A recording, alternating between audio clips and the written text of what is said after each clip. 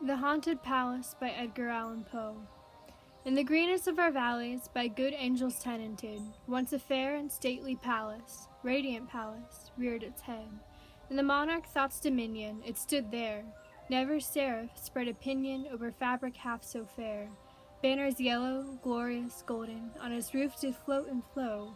This, all this, was in the olden time long ago. And every gentle air that dallied in that sweet day, along the ramparts plumed and pallid, a winged odor went away. Wanderers in that happy valley, through two luminous windows, saw spirits moving musically to a lute's well-tuned law. Round about a throne, where sitting Porphyrogene, in state his glory well befitting, the ruler of the realm was seen.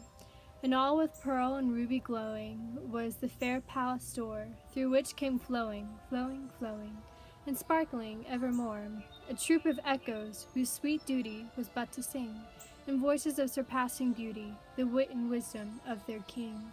But evil things, in robes of sorrow, assailed the monarch's high estate.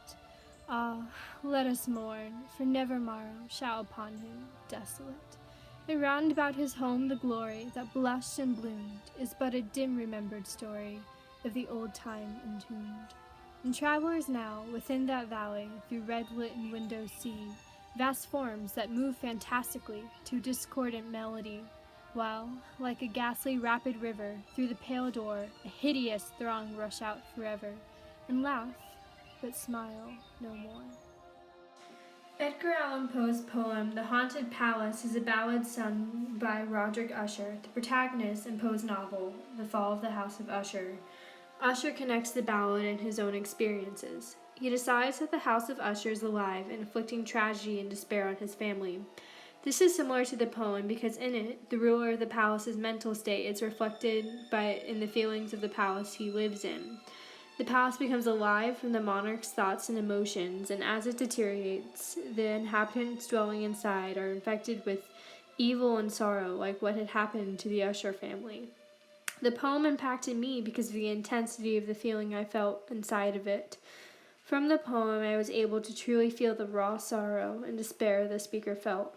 For me, it is rare to truly be able to empathize with fictional characters, but Poe's poems have the power to strike people's emotions because he put his own thoughts and feelings into his works.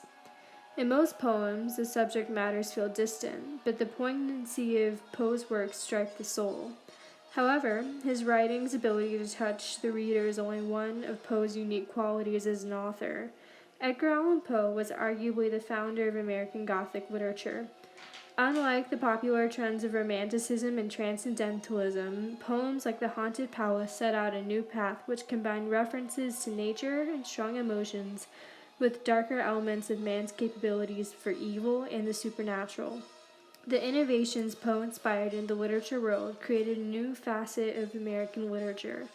Other American writers like Hawthorne, Melville, and Irving followed Poe's footsteps, along with some in Europe such as Mary Shelley and Bram Stoker, making Edgar Allan Poe integral to American literature.